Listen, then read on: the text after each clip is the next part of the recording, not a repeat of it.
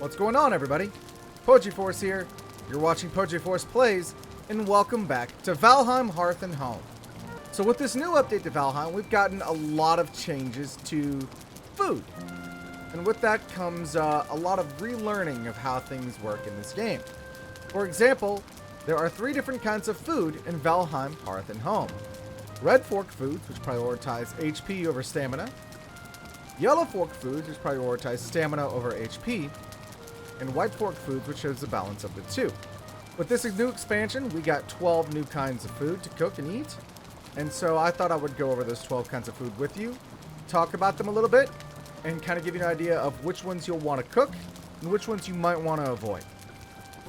So one of the big changes that came down the pipeline with this change in the game is that all of the meat that you used to get, which used to all just be mostly untyped meat, except for serpent meat and lox meat, has now been broken down into 3 types.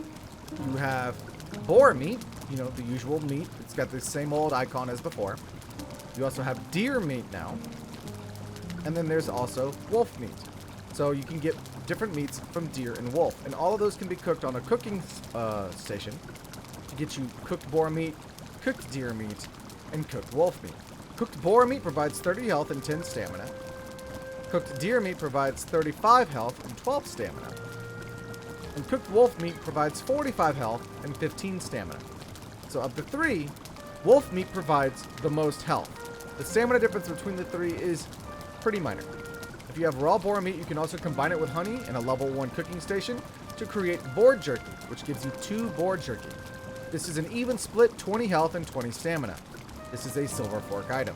It provides the same amount of total stat value as cooked boar meat, but it provides it as an even spread, so if you want a little more stamina, a little less health, this is the way to go. It does take 1 honey, but in the end, the stat value between boar meat and honey versus 2 boar jerky ends up being more stat value for the boar jerky than to cook a boar meat and to have a honey.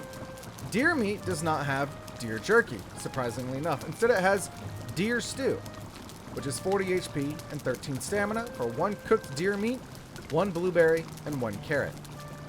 Even though the deer stew uses blueberries and carrots, it actually provides very little additional stat points in terms of HP and stamina. Cooked deer meat provides 47, deer stew provides 53, so it's only a 6-point difference, but you're sacrificing a blueberry and a carrot to make it. So aside from maybe just having another food item, I'd probably avoid crafting this one. Cooked wolf meat into wolf jerky is about the same as cooked boar meat into boar jerky. It takes 1 raw wolf meat and 1 honey, and gives you an even stat spread of 30-30, but you get 2.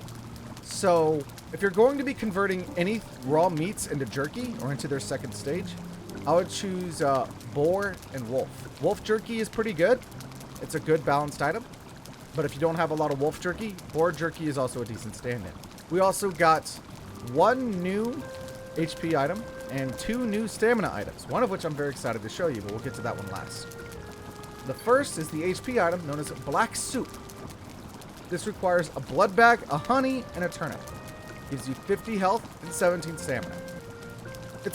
This item's a decent item for when you first get to the swamp, because it has a lower resource cost than the sausages. But you get 4 sausages for 1 pack of entrails, boar meat, and thistle. So 4 versus 1, it's kind of a toss-up. If you're really short in supplies, you can maybe get it by with some black soup, but I'd suggest holding out for the entrails and the thistle to make some sausages instead. The next item is the muck shake, and this one actually uses ooze. So I'm actually excited to see another way to use ooze. This is a stamina item. It provides 16 health, 50 stamina. At this level, there's maybe not a whole lot of actually other stamina options to go for. Most of your stamina options are going to be raw berries and vegetables. So having an item that you can cook that provides a decent chunk of stamina like this for berries that you probably already have, it's pretty decent. Now this next one is the one I'm most excited to show you. That is the ice cream. Ice cream is 21 health and 65 stamina. It requires 3 Grey Dwarf Eyes on a level 3 cooking station and 1 freeze gland. So you will not be able to make this until you first get to the mountains. But this is another use for Grey Dwarf Eyes, and it's actually pretty decent stamina. 65 stamina, 21 health is not bad. That's a total stat value of 86. There's worse things you could be using than ice cream. It's actually pretty good. Now they've changed how bread works and how lox pies work. You cannot just make them straight out of a cauldron anymore. You need this device over here, known as a stone oven. To make a stone oven, you need 15 iron, 20 stone, and 4 sertling cores, and an artisan table. So this is not going to be something you'll be able to make until after you've defeated Motor. That means that bread and lox pies are going to be basically your end-game solutions here. Bread dough still requires 10 barley flour, but you get 2 bread dough now. And the unbaked lox pie still requires 2 clodberries, 2 lox meat, and 4 barley flour. It takes wood to power the stone oven. And then once it's baked for a while, you get the finished product. Just as a reminder, lox pies are 75 health and 24 stamina. And bread is 25 health and 75 stamina. Another item that's available to be cooked in the game is the minced meat sauce, which provides 45 health and 15 stamina for 1 boar meat, 1 necktail, and 1 carrot. Another item that I personally haven't made is the minced meat sauce, which provides 45 HP and 15 stamina, total stat value of 60, equal with the cooked wolf meat and the wolf jerky. Requires 1 boar meat, 1 necktail, and 1 carrot. I haven't made one of these because I don't typically keep a lot of necktails around, and being at end game, I've got much better things that I could be making. But it seems like a decent mid to early game food item, HP item, as long as you've started farming and have the carrots. Now these next 2 items, I unfortunately cannot show them to you because I have not unlocked the recipe yet, because that requires onions. I have not found any onions because I'm playing in a pre-existing world. But I can tell you about the items. Onion seeds are found in the mountains biome, and once you plant them and you grow them, you can use them in 2 recipes, the onion soup and the wolf skewers. The onion soup, I don't know exactly what goes into the recipe, but it seems to be a stamina item that has 12 HP and 60 stamina. The wolf skewer, which I'm sure uses onions and wolf meat, is 65 HP and 13 stamina. So one of them is an HP item, one of them is a stamina item. Both of them use onions. Now, because of all the changes to the food system, there is a different way on how you want to try to approach being ready for each stage of the game. When you're just starting out, I would recommend the boar jerky, the cooked boar meat, and honey. When you're fresh out of the game and you don't really have a whole lot of options just yet, those are your best options. The honey is going to be super easy to come by as soon as you find a bee's nest. Boar meat comes from any boar that you kill. And then the boar jerky is just from combining the 2. So you'll have 1 stamina item, 1 HP item, and 1 mixed item. That's usually my way to recommend this. By the time you get to the dark forest, deer stew should really be replacing your cooked boar meat as your go-to HP item. Your stamina and mixed item can pretty much stay the same. For the swamp, you'll want to start making muck shakes because that's going to give you a big boost in stamina. And you'll want to start making sausages because those are a pretty good HP item. Your mixed item at this point is still going to be the boar jerky. Now once you get to the mountains, if you find yourself some onions, then things start changing up pretty drastically. You can make wolf skewers as your HP item. You'll want to have wolf jerky as your mixed item. And then once you start getting freeze glands, ice cream is a pretty powerful stamina item. Skeleton surprise. I didn't order that on the menu. Alright, so now that that's over with. So where was I? Oh yes, the mountains. Once you're in the mountains, wolf skewers is going to be your go-to HP item, unless you've gotten the materials together for serpent stew. That depends entirely on how many serpents you've killed while sailing.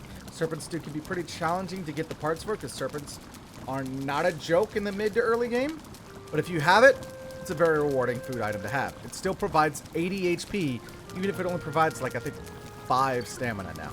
Still a really strong HP item. You'll want to switch to ice cream for your stamina item, and wolf jerky for your mixed item. Alright, now we're getting into the plains in the end game. When you're getting to the very end of the game, you want to have the very best items that you can get. So when that comes to your mixed item, that's still going to be the wolf jerky. There's really not a whole lot of items that provide a lot of mixed value. And from what I've seen, the wolf jerky is the best of the bunch. When it comes to stamina items, nothing beats bread. You can't go wrong with bread.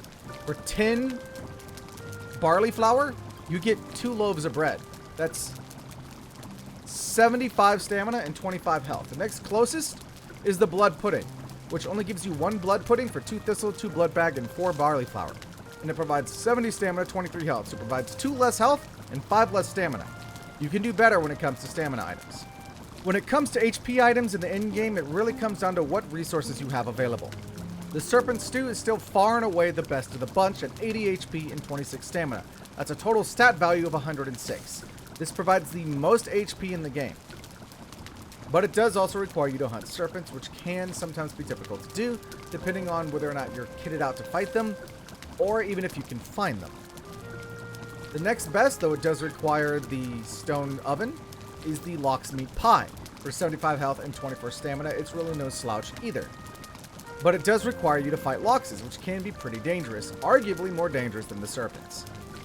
Now the one that I like to go to, just because it requires fewer resources and a lot easier to get resources, is the Fish Rat. 70 HP, 23 stamina. All this requires is cooked fish and some barley flour. Barley flour, you just farm for that. Once you're in the plains, it's really easy to get. And cooked fish, if you find the merchant, get a fishing pole, do some fishing. It's not too difficult to get yourself some fish, cook it on a cooking station, and now you got yourself some cooked fish. It's really easy to get fish wraps, so if you don't have a whole lot of lox meat or a whole lot of serpent meat, I wouldn't stress about getting the lox meat pies or the serpent stew. Those are better items, but it's not a game breaker if you don't have them. Get bread as much as you can. Bread is fantastic. Get yourself some... my go-to is bread, fish wraps, and wolf jerky. So I hope this has been a pretty comprehensive guide on the new food systems. My suggestions on what would be the foods to use as you progress through the game, which foods to cook, which foods to avoid. Generally speaking, the deer stew is probably the only one you really want to avoid. All the others, they kind of have their space depending on where you are in the main story. But it's a lot of good items, a lot of different options, and a more dynamic system for the food. So I'm actually pretty happy with these changes, and I'll try to keep producing Valheim content for you guys in the future. So that's it for now. Thank you guys so much for watching. I really do hope you enjoyed. Let me know what you think. If you've gotten any onions, because I don't have any onions. I've yet to find any onions. Let me know what they look like. Let me know how easy they are to grow. I think that's important for you to know. So that's it for now. Until next time, everyone, I am Poetry Force, and you guys stay awesome. I'll catch you later.